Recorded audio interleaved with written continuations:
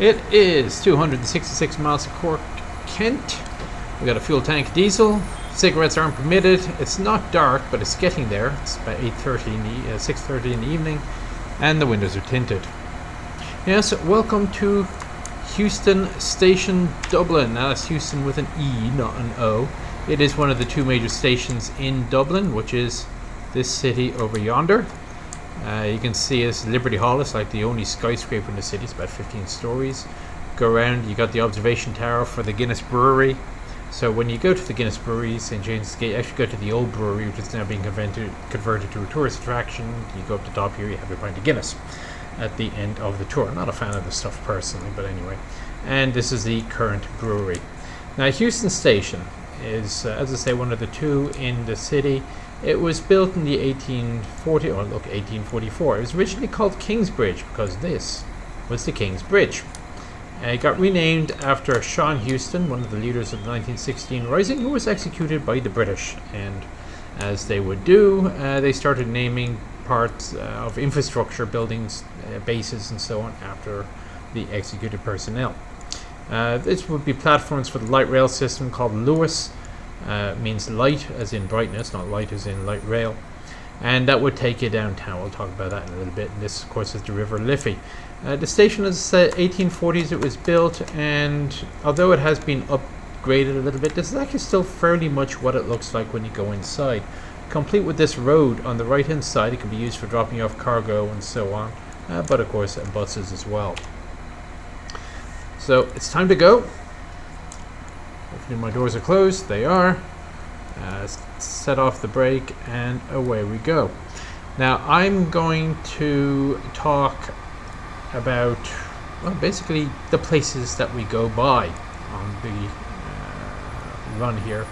Now, Dublin Cork, as I say, is 266 miles. We're not going to do 266 miles in one video. It's not reasonable. So as we leave Heuston, what we're going to do is basically the commuter run. The first leg as far as Portlaoise. And then for a future video, we'll convert to one of the intercities. And this gives me a little bit more time to talk about the towns that we go past. I'll also have a little bit more time to talk about Irish rail history, the rolling stock, stations, and of course the route itself, the in-game route, as we get outside of the commuter area and we get a little bit more time when frankly there's a lot of fields and not much else, which is kind of what you get in Ireland, really. Interesting intersection here is the, I think it's the R148 and the R111 is what this intersection is. But as you can see, the tracks immediately start to narrow down a little bit.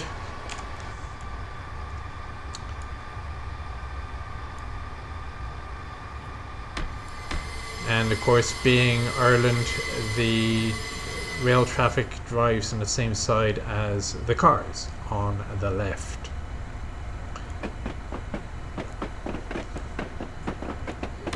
So what you may not have seen, because it was as soon as we left, but let me fly back and show you right quick, is this track here that goes over and crosses over the Liffey. That was that takes you to the Phoenix Park Tunnel. Now, I had mentioned that there are two stations that service Dublin mainly. There are other ones, but the two main ones are Heuston, that we just departed from, and Dublin Connolly. So Heuston serves the south and the west. So from Cork in the clockwise direction up to Galway, Westport, Ballina. Speeding a little bit. It's the Dublin bus colour scheme is yellow. They used to have a lovely two-tone green that they got rid of in the 90s. I don't know why. I really don't know what the connection is between Dublin and blue and yellow, but we'll talk about the colours a bit later as well. Anyway, so the other station that takes you to the north to Belfast or the south to Rosslare is Connolly Station, and that's also on the Dart commuter line. And it used to be that there was no passenger rail connection between the two. So if you were, let's say, in Cork and you wanted to take the train on Irish Rail in Road Era to Belfast, You'd go as far as Heuston, you'd then take the bus or the Lewis to Connolly, and then you get on another train. Well, now they've started opening up a rail line that'll actually take you as far as Connolly. So you have to get off somewhere and get a Connolly train, but you can do it. So we're approaching Inchicore now, and you see this old building. It looks a bit like a castle. That's what it actually looks like, and it is actually a large shed. Inchicore is the main engineering works for Irish Rail. That has been for many years, and was also used as storage facilities. So they used to do locomotive building there, but now it's just repair work. So you have a turntable, a transfer table. We'll go past the 201 and the 71 class. You don't. Again, we'll have time to talk about those in the future. They used to have a whole line of old abandoned locomotives here. They're actually a sound barrier to protect the residents against the noise. Eventually, they finally got rid of them. It's also, as I say, used for storage. So these orange and black, or they used to be black and tan cars, or tan and black, I guess, because black and tan has a different connotation in Ireland. These are Mark IIIs. They used to be the main form of rolling stock for the intercities, locomotive hauled until basically everything got replaced by these DMU diesel multiple units. Alright, so let's go up the hill here. The speed limits are in miles an hour. Yes, Ireland has gone metric, but the rail network, I guess they simply haven't changed. So the maximum speed on the Dublin to Cork line is 100 miles an hour, 160 kilometers an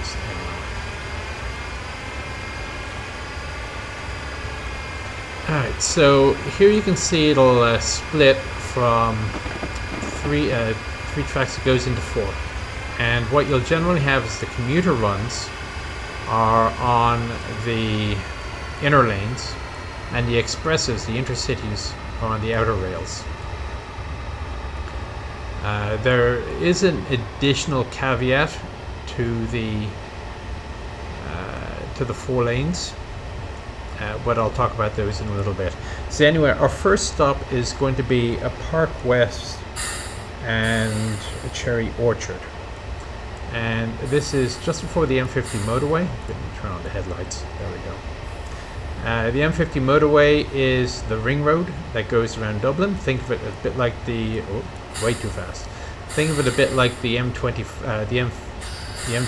for London, except it took a little while longer before the traffic started to build up. Now there is still a fair bit of traffic if you go to the next... Here's the freeway. The next area north, which is... let's stop the train. Blanchardstown. It's a toll bridge, and there is often a bit of traffic there. Let's open the door.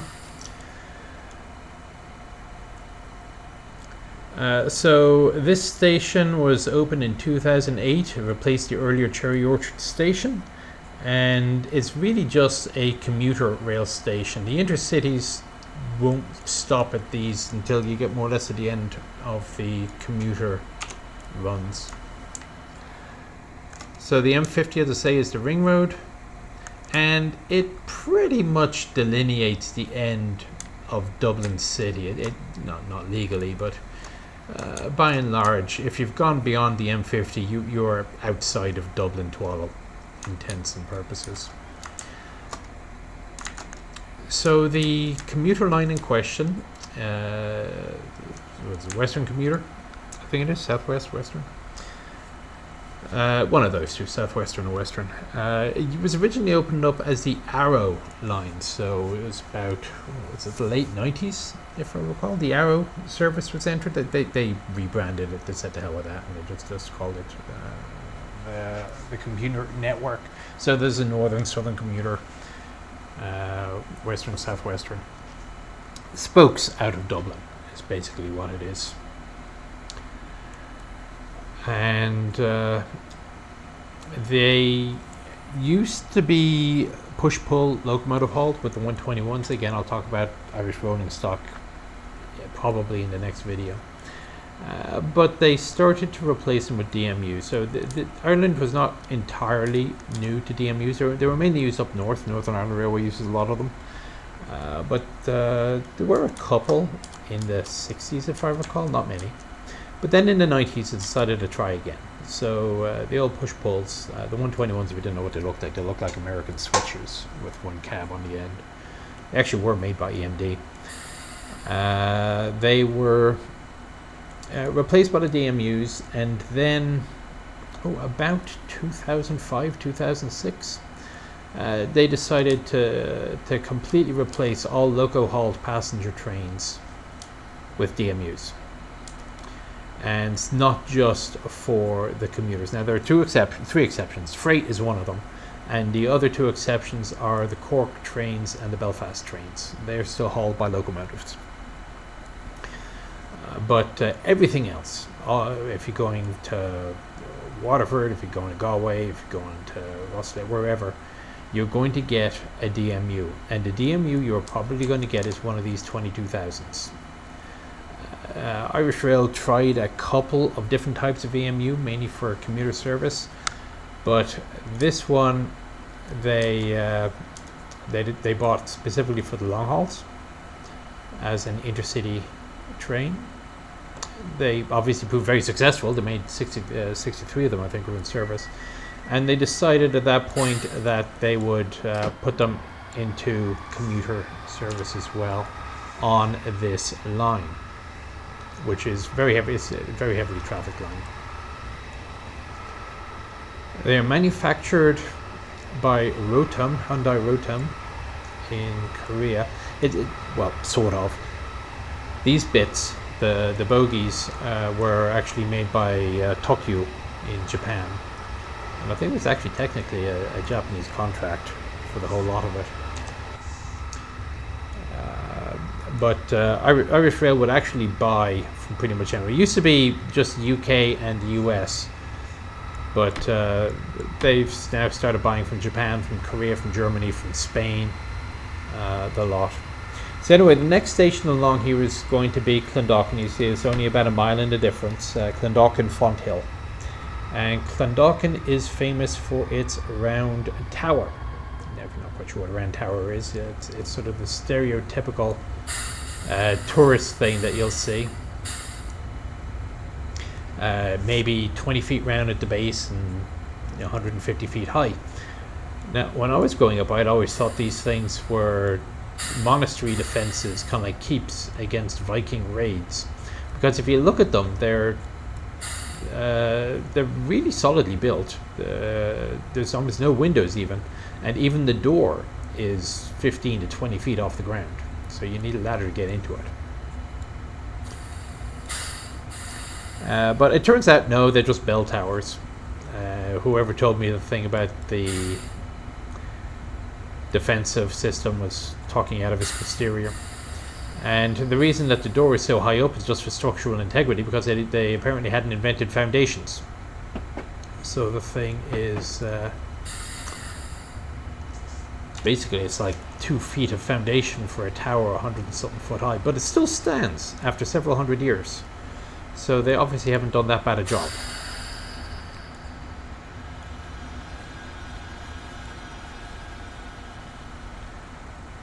Let's open the door. Okay. So Clondalkin's tower is one of the oldest in Ireland.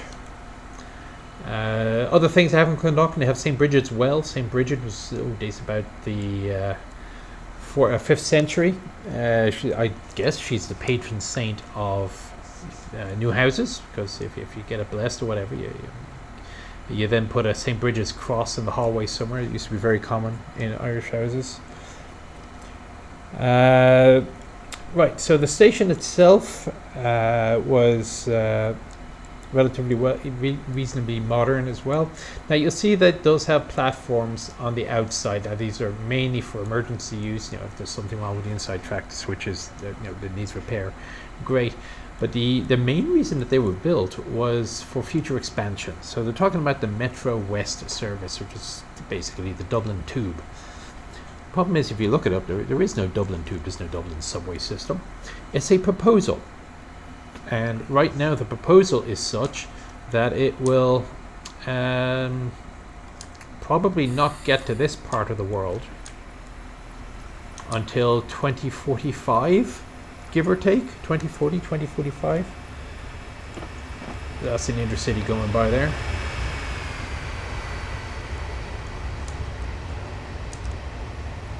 That shows you just how far ahead they're planning. Alright, so okay, it sounds like the doors are closed. And off we go.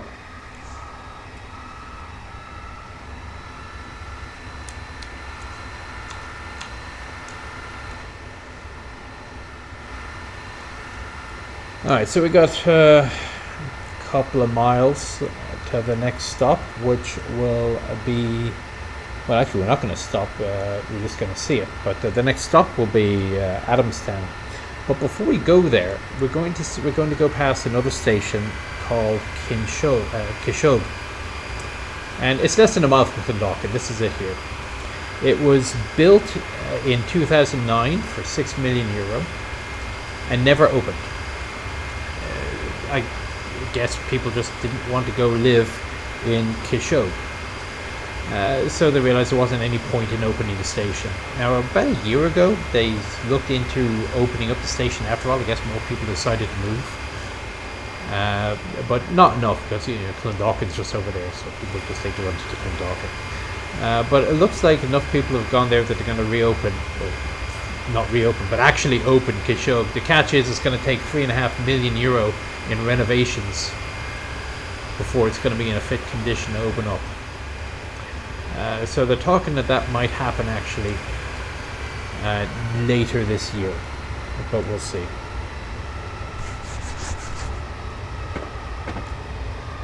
Your typical Irish housing estate. In American, I guess you call it a subdivision, but generally speaking, all the houses look identical. Alright, so the next stop is Adamstown. Now, I have absolutely no idea who Adam is, or why he would have a town named after him. However, it shouldn't be too hard to find out, really, because Adamstown is a very new town. It was only invented, founded, whatever you want to call it, 20 years ago, maybe? Now, Adamstown is one of those planned communities, planned urban centres, back in the day when it was all the fad. And the thinking was that you'd have a community of houses and it would all be planned around transportation and local services and so on. So they built a train station, primarily, I should add, with private funding. So quite how they're making the money back, I'm not entirely sure, but I guess they're getting a cut of the ticket sales. So it's built with easy access to public transport, all the various services you might want, from barbers to shops, are all within walking distance. Now, as I'm talking about this and looking around, you may be wondering, where are the towns? Where are the buildings? There are supposed to be 10,000 buildings here. Okay, I've slightly overshot. I've definitely overshot. Well, you're here to learn about the places, not to... Oh, really? Let's see if we can get into the last door. Nope. Fine, I'll back up. Sorry, lads. Such things actually do happen.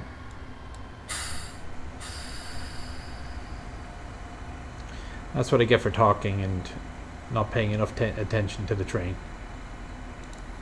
Okay, there we go. You can get in the last car and walk forward. But construction of Adamstown was a lot slower than anticipated. So it was originally going to be 10,000 homes. Yeah, they built like 1,000 in the first 5 years. And I believe right now it's about 2,500 homes or around somewhere. Not quite sure how close, but there you go. The station was built in 2007 and, as I say, privately funded. Right, just again go back to the rolling stock. The inside is pretty much typical for a European.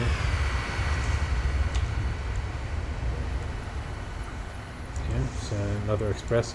A European styling with tables and seats of 4 around a table. Although there are a couple of airplane style seats. Unlike the American, not everything is an airplane style seat. Although in fairness, I mean, I was on Amtrak about a month ago, and those airplane style seats are really, really comfortable. It's like business class, domestic business class in an airline. But no matter. So as I say, they're clean, modern. They're not quite as quiet as a passenger car because, I mean, you got the motors either under you or next to you. But they do the job. All right. So the next station is Hazelhatch and Selbridge. Why do they name these things? 2 names. Why Hazelhatch and Selbridge? Well, it's in Hazelhatch. So you think you call it Hazelhatch station, but nobody's going to use it. Because Hazelhatch has a population of about 65. Yes, they built a train station. However, Selbridge is about 1.5 miles up the road, and that has a much better population. It's about 20,000. Now, why would you build the station there and not at Selbridge? Well, my guess is because it's right next to the Grand Canal. So the station, this line was built, as I say, in the 1840s. Hazelhatch Station opened in 1846, I think. And it's only 500 yards. You'll see when we get there. From Hazelhatch Station to the canal. If you do live in Selbridge, well, you got to take a connector bus for about 1.5 miles. Or you walk, or bicycle, or whatever. Alright, so Selbridge is where Guinness was first brewed. And they actually ended up moving the brewery twice before it ended up where it is now in St. James's Gate. Well, doesn't look quite right. Anyway.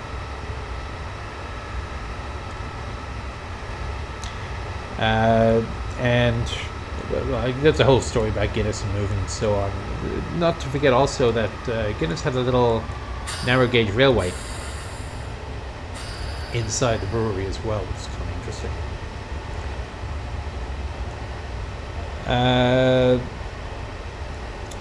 So let's see.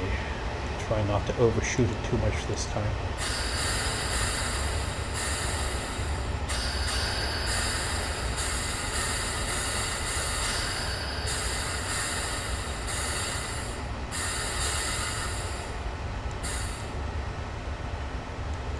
Okay, now I'm undershooting.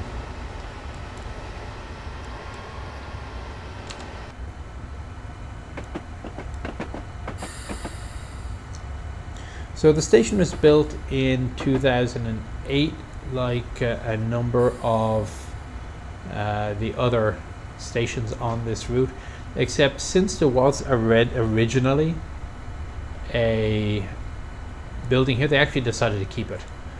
So it got incorporated into, that's probably it here, it got incorporated into the updated station. I am running a minute late, oh well. That's what I get for reversing. Or maybe this was it.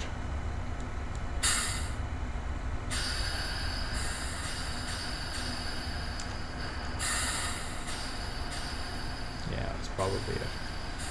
A cute little station.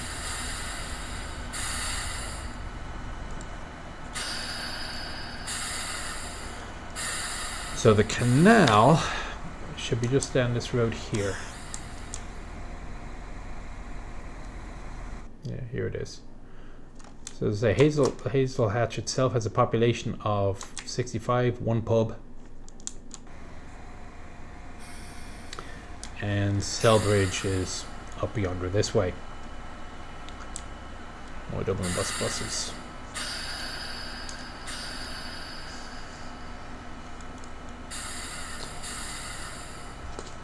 And this station also marks the county line. So somewhere around here you move from County Dublin, county colours being blue and blue, 2 shades of blue. Actually kind of these 2 shades of blue, but it still doesn't explain the yellow.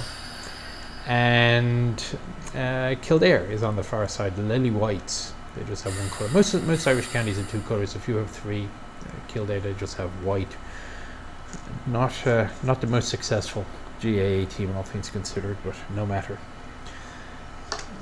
People get confused about the colour. So believe it or not, St. Patrick's colour is blue. It isn't green, which is why the carpet in Parliament in the Dáil is blue. It's why the presidential escort is blue. It's why the Constitution of Ireland is bound in a blue cover. The national colour is actually officially blue. Presidential standard. It's a gold harp on a blue background. Feel like Ryanair's logo. Green is obviously associated with shamrocks and St. Patrick as well, but the official colour is blue. People ask me why I don't wear green on Paddy's Day. Well, A, because it's a bit cliched, and B, well, it's not Paddy's colour. It's actually technically a very specific shade of blue. I think it's lighter blue is St. Patrick's blue than the darker blue which Ireland generally uses, but you'll only go so far.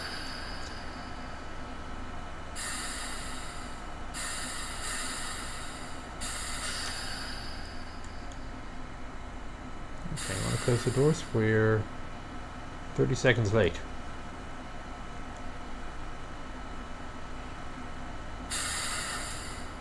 Dum-de-dum-de-dum. There we go.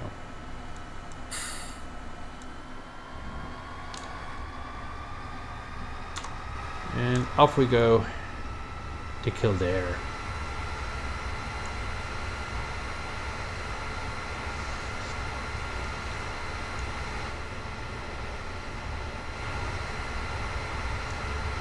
And you can see that our 4-track main is now dropping to 2.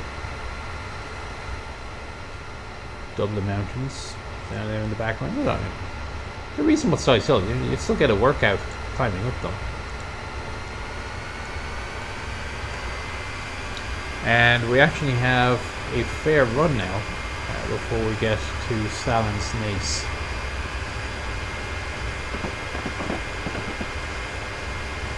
A field.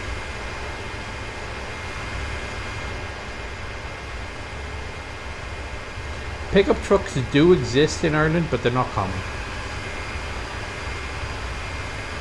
Okay, so this is that's a DVT, a driver trailing, a driver trailing van, and that was being pushed. You saw there by a 201 class, and that was the Cork train. So we'll move to one of those probably for the next video. As I say, there are 2 locomotive halt routes still for passengers, and that's one of them. It's on the hour. No, correction, not on the hour, but every hour there's a train Dublin to Cork from X in the morning to X at night. And it's about a 3-hour run if I recall correctly. The rolling stock is officially known as the Mark IV, and again I'll talk about them, I guess, when we move to them.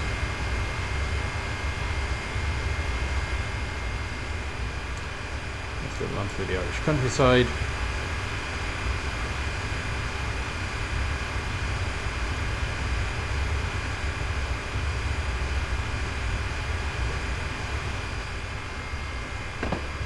That combination of tower and shed doesn't surprise me a bit. There's quite a few farms that have very old walls that they simply built onto.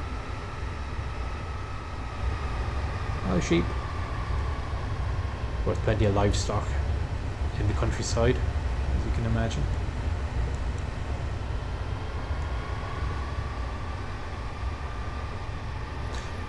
I guess since I have 5 miles, let's talk quickly about the route itself. So this route is not one that you can get off the store page. It is homemade. It was made by an Irish railway enthusiast, name of Brendan Moran. But Nick, he's got the same last name as you. Well, Morwood isn't all that uncommon, although in this case it does happen that he's my dad.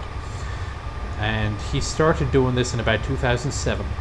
And he went out and he did all sorts of research. He's done the lines, driven it, he's taken photographs of buildings to make replicas of the buildings. He saw each core works, what that looks like.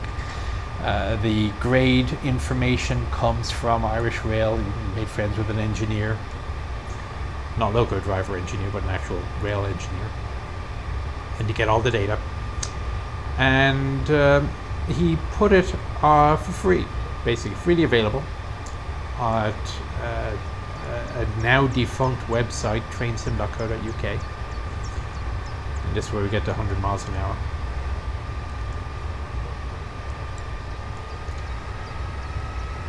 Watch, I'm really going to overshoot this time. But the website went defunct, so you can no longer get this pack. And it's the Dublin, Limerick, Cork and Tralee. So from Heuston, you can get to any of those stations. When you get to Limerick Junction, you can make a right and go up to Limerick. When you get to Cork, you can keep going south and east and end up in Cove, and I think it's Mallow? On the All line. Or you can make a right and head on to Kerry. Well, it's just a short stint at 100. You can barely get to 100 before you're going to hit the 90 mile an hour limit. So Bus Éireann is red, the magical disappearing bus. Bus Éireann is red and white, as opposed to Dublin bus, which is yellow and blue, as mentioned.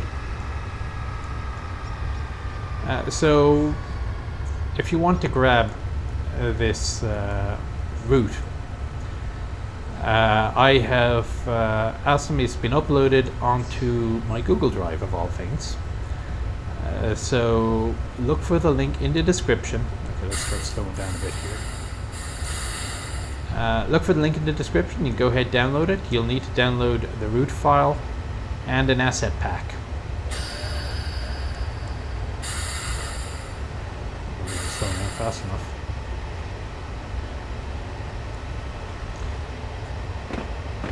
And of course there's a readme as well. Oh, it's a canal boat, a narrow boat.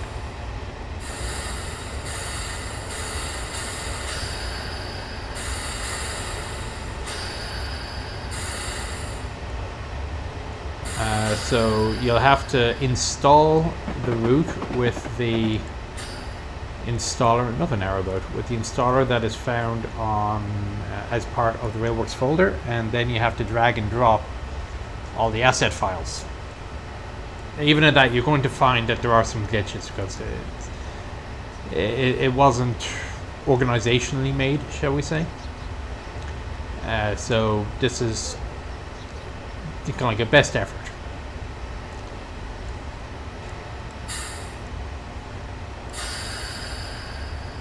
I'm going to overshoot again, aren't I?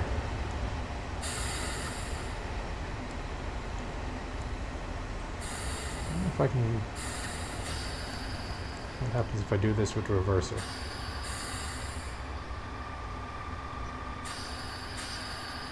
Oh, I've overshot again.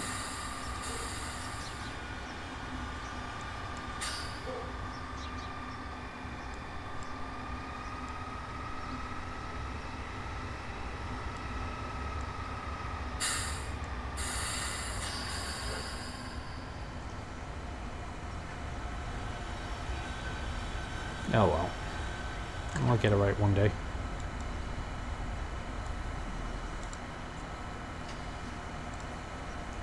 Alright, so 2 cars.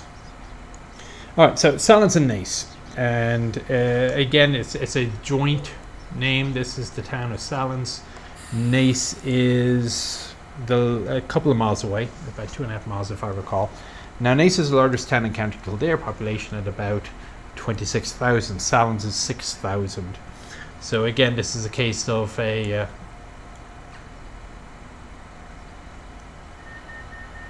and off we go. It's a short stop. Being built for the benefit of the railway and not the people. So I mean, Naas is a pretty enough town, but I've never had any great reason to stay. And if you're driving by on the N7 motorway, I think it might be over here.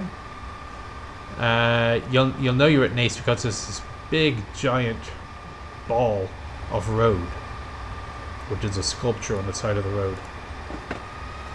It's called Perpetual Motion. You can Google it. The station, by the way, was also another 1840s building that got incorporated.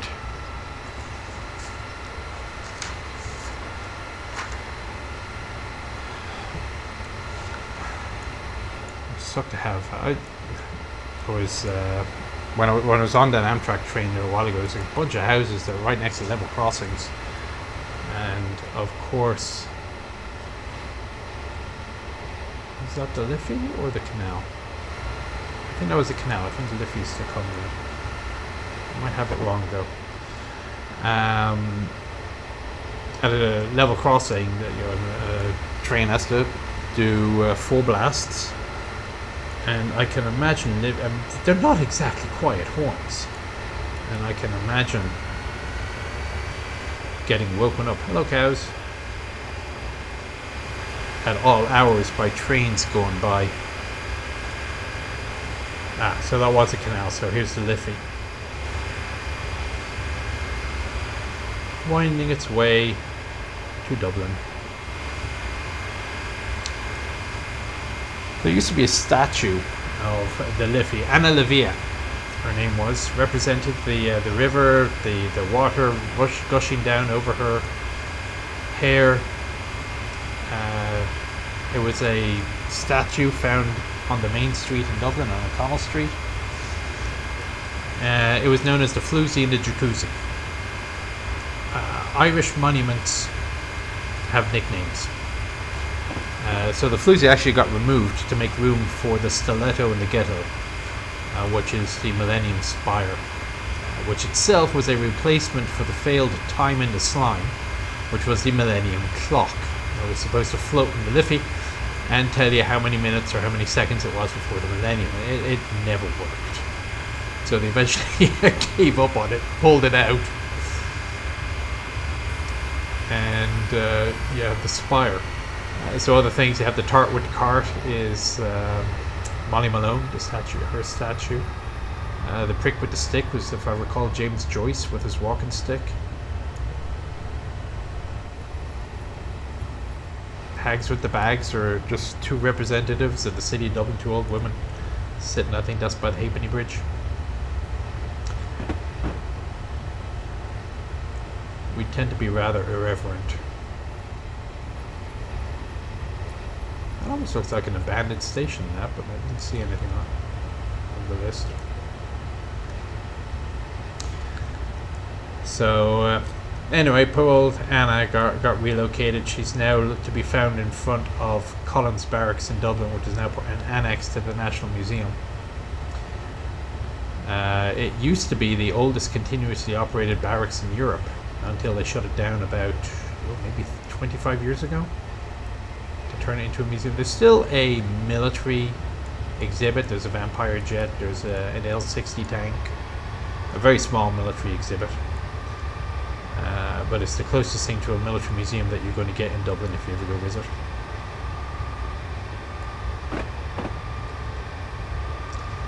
So anyway, she got moved there, but her jacuzzi was not moved. So it's just the figure of Anna got moved and is now sort of suspended in the air. So you need to go onto the internet and look up old photographs of the Floozy.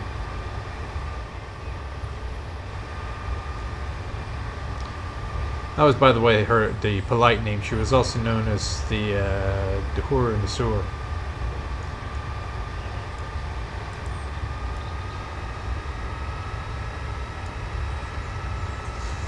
Irish people are very irreverent. I don't know if you figured that out about me yet, but I'm no exception. I was reading Rich Anderson just put out a new book. Highly recommended if you're interested in armored force history. It's American Thunder, and it is a very good overview of armored force. In the footnotes, He has something. Okay, this covers tanks. There are other books that cover tank destroyers, and it says for an interesting, for an illuminating, if somewhat irreverent, he said, look at tank destroyer force. Read my book. Mine, not Richard's. If you wonder where I have a book, I have a book. It's called Can Openers. I'm going to overshoot again. Alright, so here we are coming into Newbridge. And Newbridge is about as close as you're going to get to any major army base. So somewhere around here, maybe over yonder, is the Curragh Camp, which is the only major base, I guess I'd say, in the country. It's the only artillery range, I think, unless you shoot off the edge of Gormanstown into the water.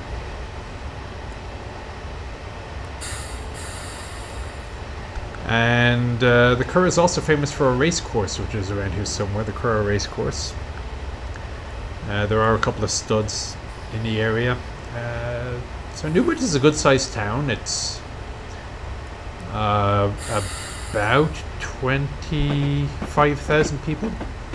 It had a bit of a growth spurt a few decades ago. And you'll see it's also a terminus for one of the commuter runs.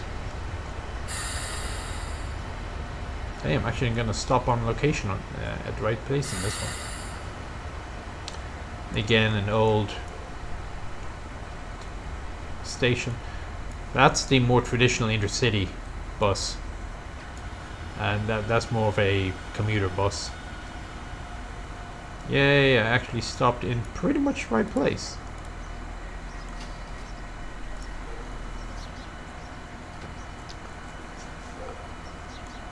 Anyway.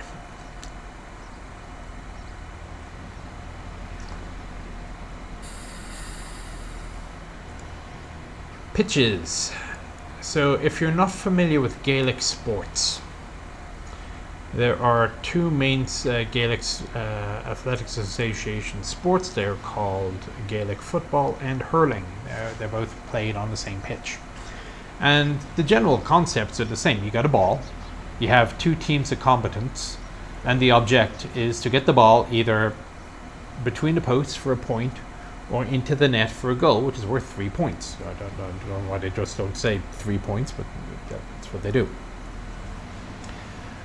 I'm actually ahead of schedule now.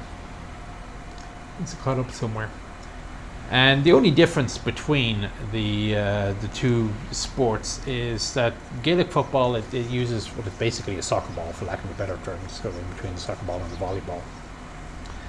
And in hurling, the ball is more like a baseball or cricket ball, and the two sides are armed. And you can tell how long somebody's been playing hurling, at least in the old days, by how many teeth they didn't have left. Although these days face masks and face guards, a bit like ice hockey, are pretty common.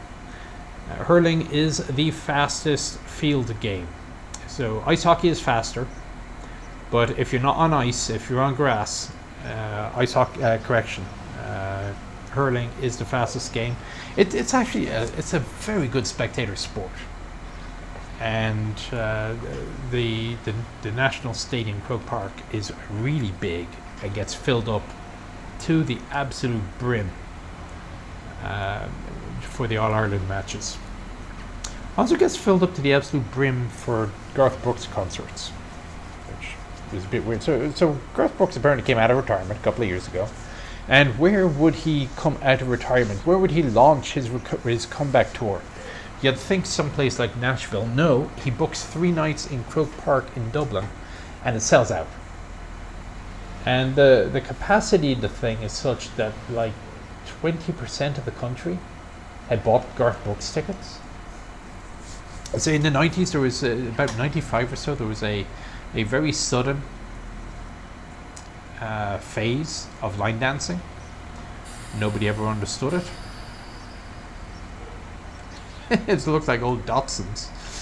But sure enough, on Wednesday night, you'd find Irish guys walking down the village to the pub wearing their big belt buckles, cowboy boots, and cowboy hats, and they do line dancing. Never understood it myself, and it's vanished shortly afterwards. I mean, it was there and then it wasn't. So, interesting piece of trivia with regards to parking lots. If you haven't seen the miniature Wonderland in Hamburg, I've never been. It's on my bucket list, but I've only seen videos. They have an airport, a fully functioning airport. The airplanes take off, land, whatever, and they have a parking lot. And to populate the parking lot, they went to a model railway shop, basically, and they just bought packets and packets of cars. And they put them into the lot, and they realized that it looked wrong. It was way too colourful. Because in reality,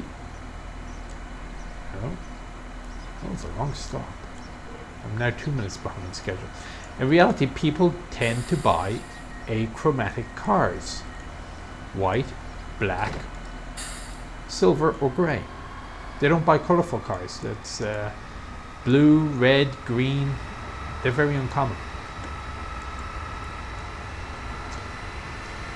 So in order to get it to work, they had to replace most of the colourful cars with achromatic. Alright, off we go. So the next stop is going to be Kildare. Yes, it's in Kildare County, but it's not the biggest town. The house looks a little off kilter. And it's another of the 1846 stations. So the first railway in the world, as you may know, was Liverpool and Manchester in England. The second railway in the world was the Dublin and Kingston. Kingston is now known as Dundee. So Ireland was, again, being part, great disappearing bus again, part of the United Kingdom at the time, and was very much into the whole train thing. So Kildare is the last stop on this line if you're going to Waterford, because it makes a left. It goes down to Waterford. And interestingly, you go down to Waterford. Now it's not modelled in this route, but when you get to Kilkenny, Kilkenny is a terminus station, but it's only partway along the route. So what you have to do in the old days was you would reverse back out of the station and back onto the main, and then you would continue down to go to Waterford. Now what they'll do today is looks like an abandoned station. Is it? Well, there's people.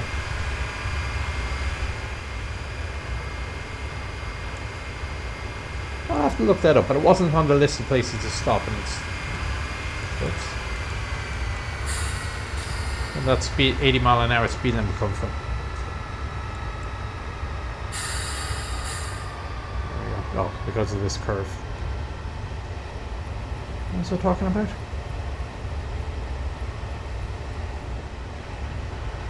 Can't remember what I was talking about. Oh, backing out of the station and onto the main and then going forward. Of course, these days, since the train to Waterford is one of these DMUs, all that happens is the driver gets out of the cab, goes down to the other cab, and you have a new front.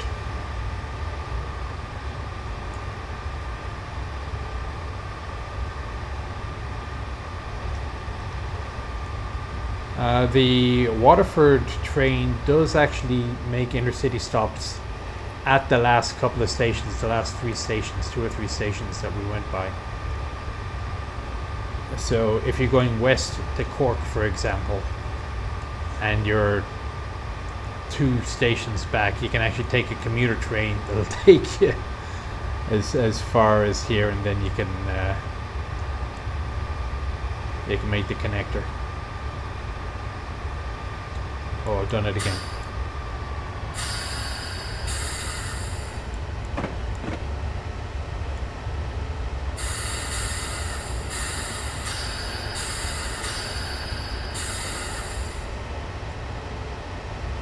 make it on time.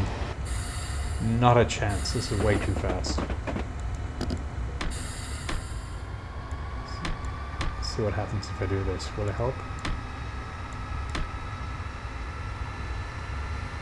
It might. It also helps this is a long platform. Nope. Maybe. Stop, stop, stop, stop, stop. Nope. And here we go again.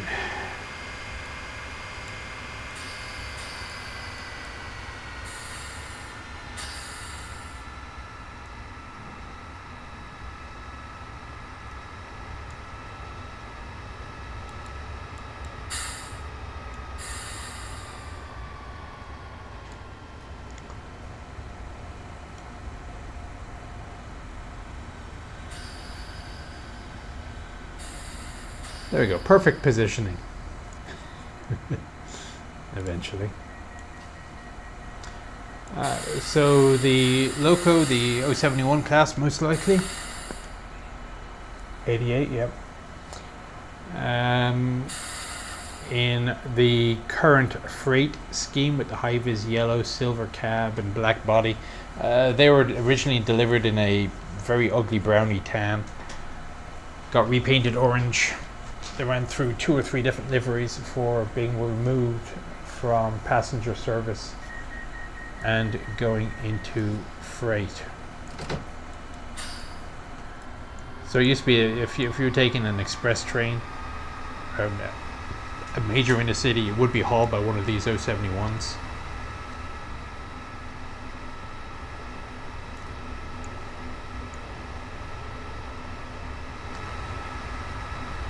But at least they're still running, unlike all its cousins from EMD.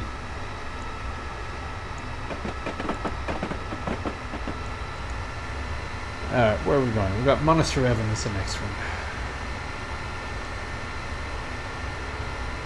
Argos. Oh, and a camper van.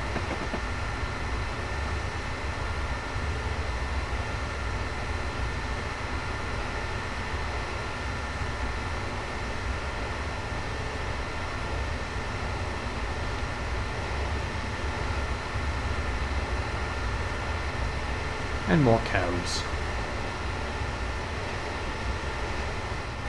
Oops.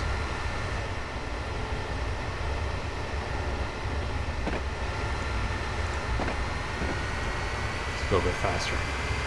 I'm already late, this isn't helping. There's an old story of an American tourist rushes to the station in Kerry just to see the train leaving the platform. Goes to the station attendant.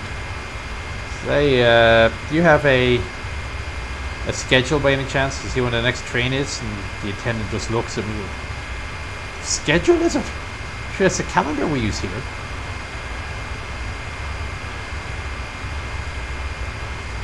There was one railway out on, oh look, it's a freeway again, it's the M7. I think it's the M7, the M5. The West Clare Railway is a narrow gauge. Had such a reputation, even sang songs about it.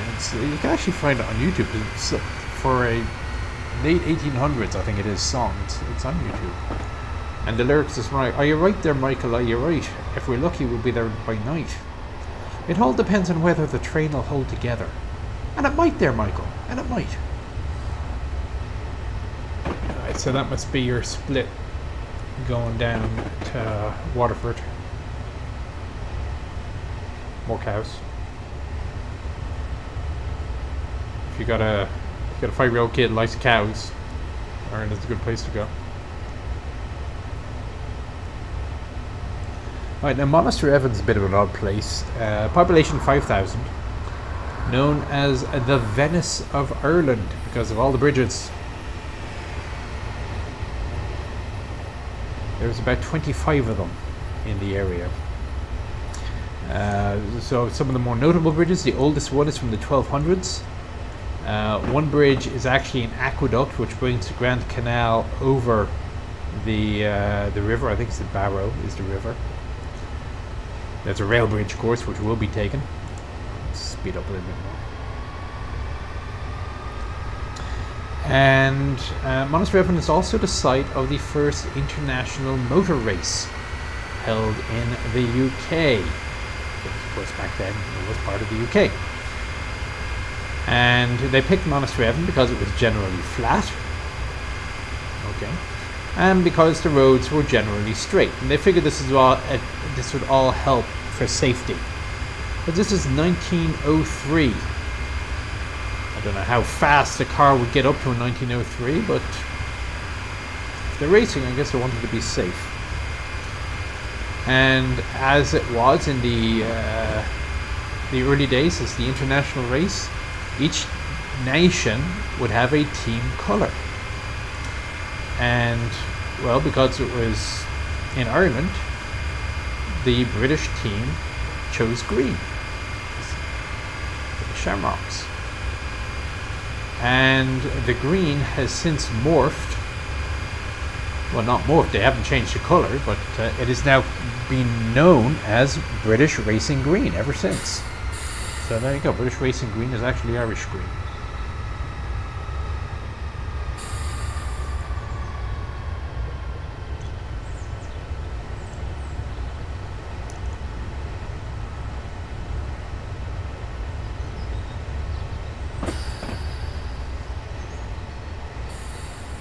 That's flat. Not gonna make it. Try to reverse your trick again. That's not atypical. Oh, look at that nice old bus there. That's a nice touch.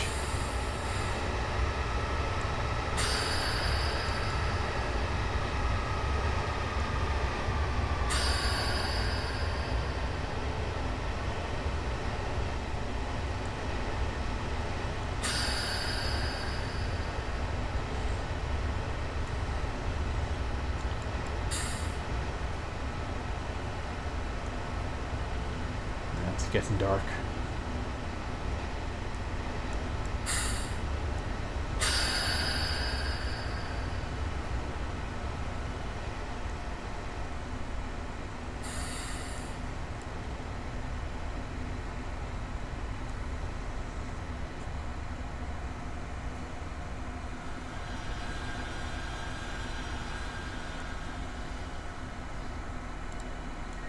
Yeah, I didn't overshoot. See if we can see some bridges.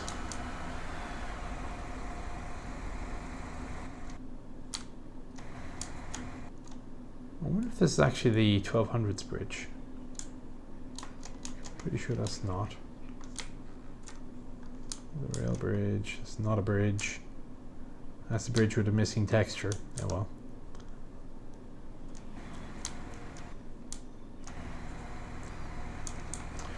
More narrowboats. The canal obviously is no longer used for its commercial intent as it originally was. Oh, it's also missing a texture now I'm looking at it. But they are still functioning canals, so you will find narrowboats or other... Actually, in fairness, you don't so much see narrowboats. You'll see more river cruisers doing the canals. If you want to do a river cruise, we did it once many years ago when I was but a lad. The Shannon River. It's Ireland's longest river. You can rent out a small little cabin cruiser for 6 people or 3 people or whatever your budget is. It turned into a floating pub crawl. You'd cruise up or down the river until it got dark. It was time to tie up, and wherever it was you tied up, there was probably a pub within walking distance.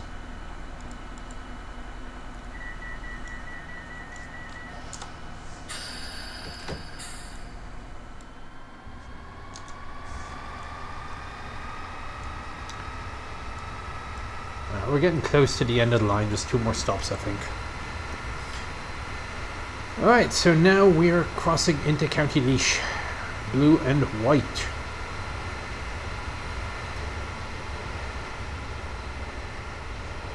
Offaly is like 500 yards that way. I think it's Offaly.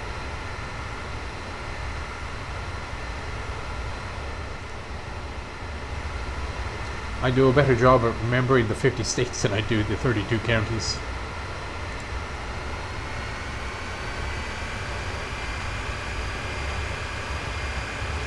So one was the canal, and it looks like the canal as well. It should be the Barrow, I think. It should be the River Barrow.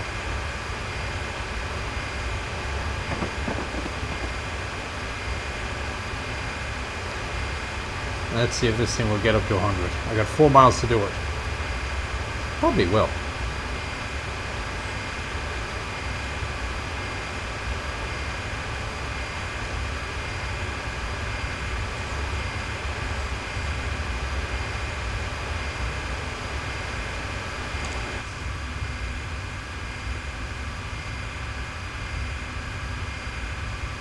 Mobile use in the cab is prohibited.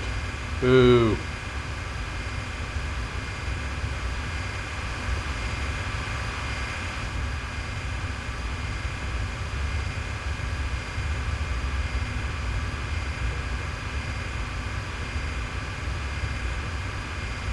Well, it seems to red line at 100. A bit odd, but okay.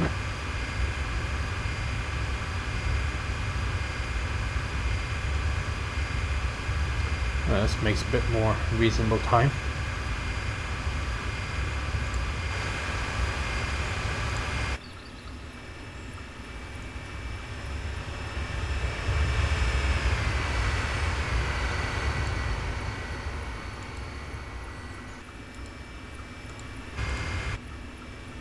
I just wonder if there's a drive-by camera as well. I guess not. Or maybe not on this part of the line.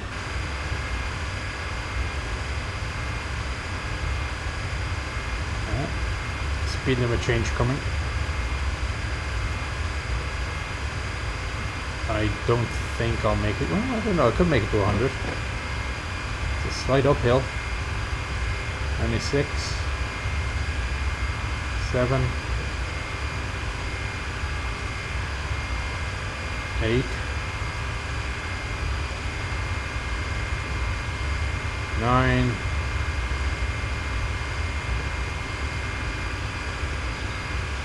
100. Alright, there we go. Let's start slowing down here.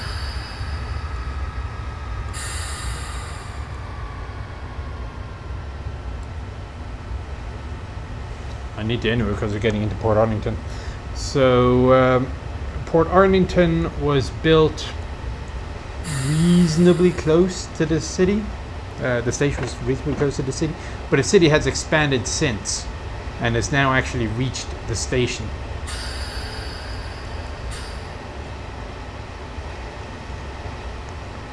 And around here, just after the station, there's going to be a break off to the right for the Galway line. So if we go into Athlone, then once you get to Athlone, you make a fork that'll either take you to Galway or it'll take you to Westport and Ballina.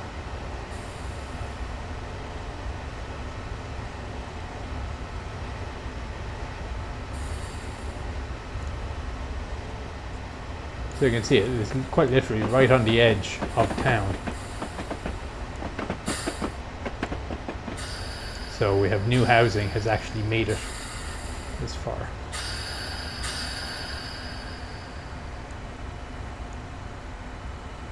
It's odd. Platform is 2 different sizes.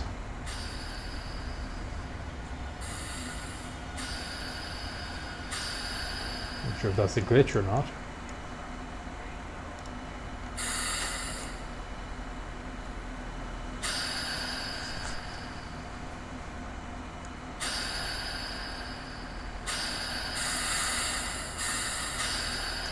This is also pretty common. This design of bridge is on like every Irish station, but they also have a wheelchair accessible one now, of course, on a lift.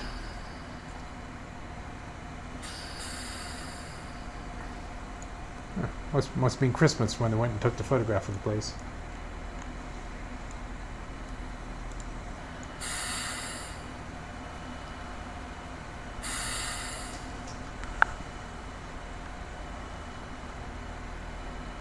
Minding your own business has never been easier. Ireland, of course, is officially bilingual, so all the signs are in Irish and English. So cool on Sudare. Or Sudara. Sudara, sorry, cool on Sudara.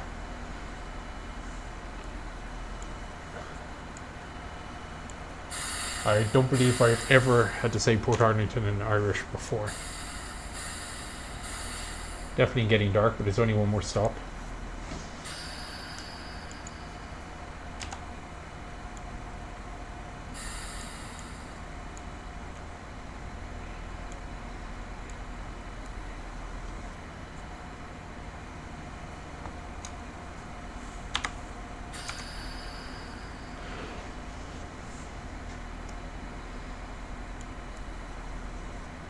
Ah, okay, that's it. There's a fence. I was wondering about that.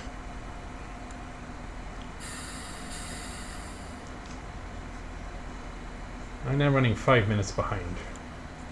So hopefully there's not an express running up my tail.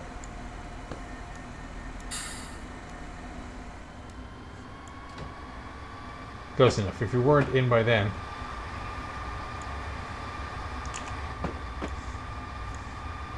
So that's the break on the right, going to Galway.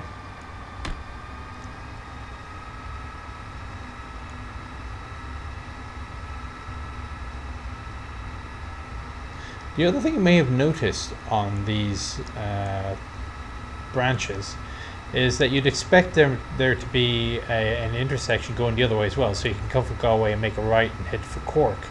But no, it only goes to Portarlington, and if you wanted to come down this line, you had to reverse or do a locomotive runaround or something like that.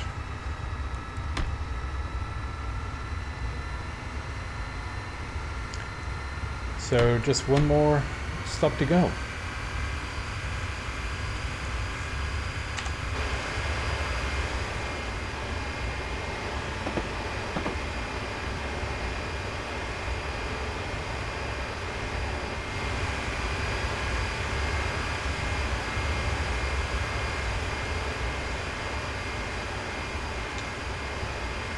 Very pretty. Oh well.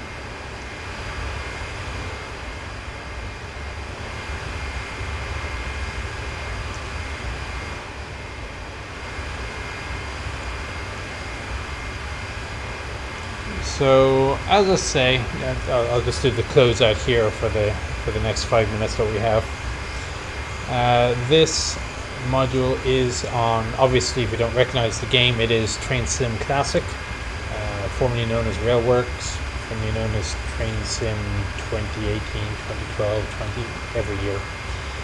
And unlike Train Sim World, this gets routinely updated every year. Train Sim World, when it gets updated, you got to fork out an extra $50, and I'm not a fan of that. So I have not purchased Train Sim World 4.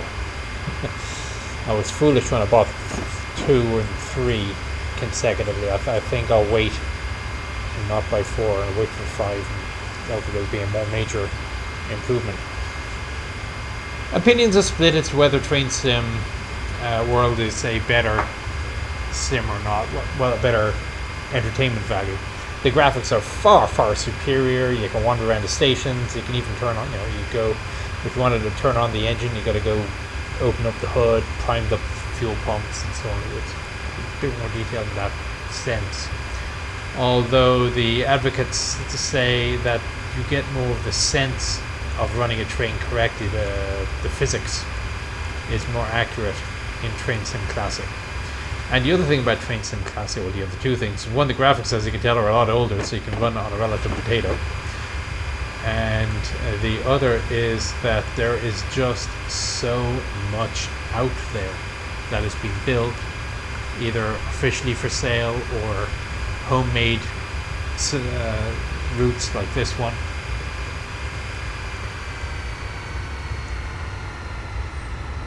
There's our second run. It's been half an hour since the last time we passed one. So again, it's a push-pull set. The locomotives are always facing the Cork way when they're doing the run.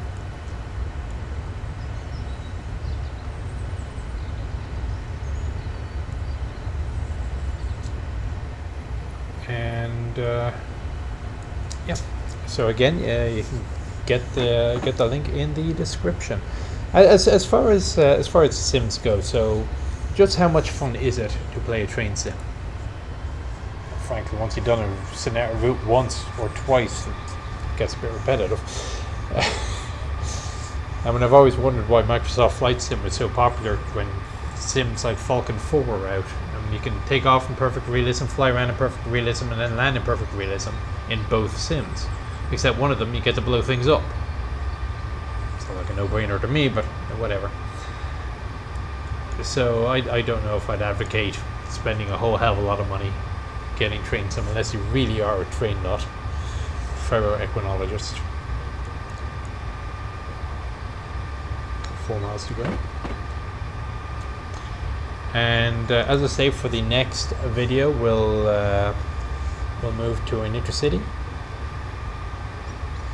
Or will we? Actually, I might have something else in mind. It might depend on how long this takes.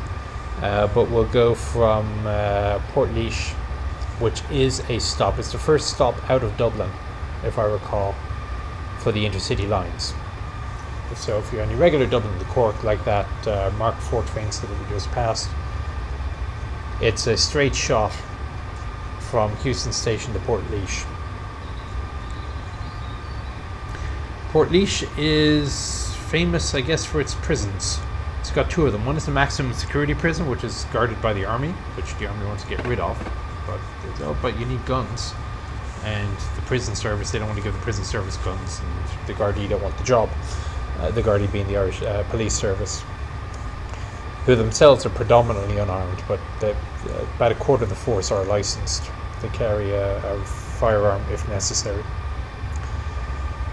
Now, it is the maximum security prison, but it's a question of just how secure it is. So a couple of years ago, there was a radio show, Liveline, and some crime correspondent was talking to the journalist, to the presenter, and apparently one of the inmates at Portlaoise was listening to this and took some exception, and so he called the radio show himself using his mobile phone that he wasn't supposed to have.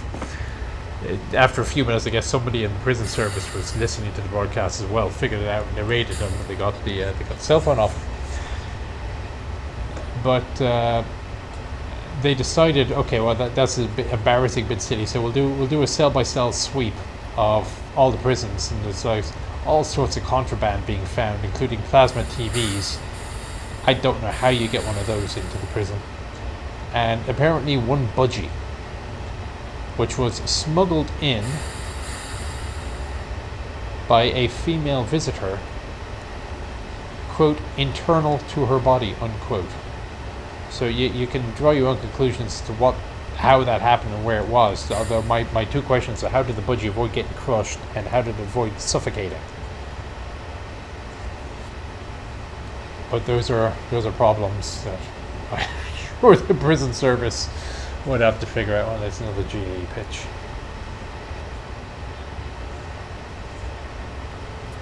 And so here we are arriving in Portlaoise.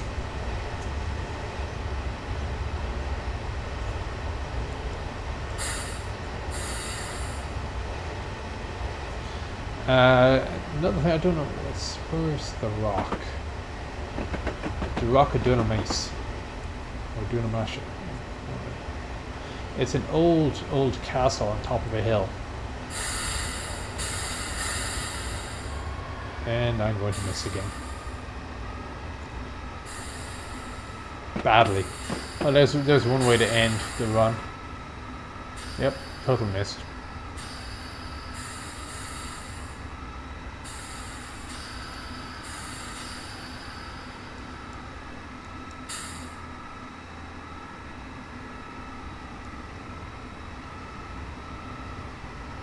Actually, that might be it, up here. It's the top of a hilltop, so there's a couple of rocks. Rock of Cashel is a famous one as well. Windswept, miserable, but impressive enough if you think about what it actually was back in the day. Let's see, there's one of those 2 bumpers here. And stop the train, will you? You can go up and have a tour of it.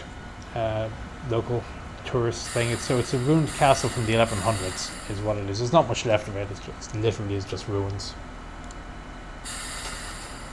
All right, so here we are. Oh, at least 5 minutes behind schedule. Oh well. End of the commuter run. So thus ends this first train sim video. There will be more train things coming as well, but for now I shall leave it as is. So until the next one, take care.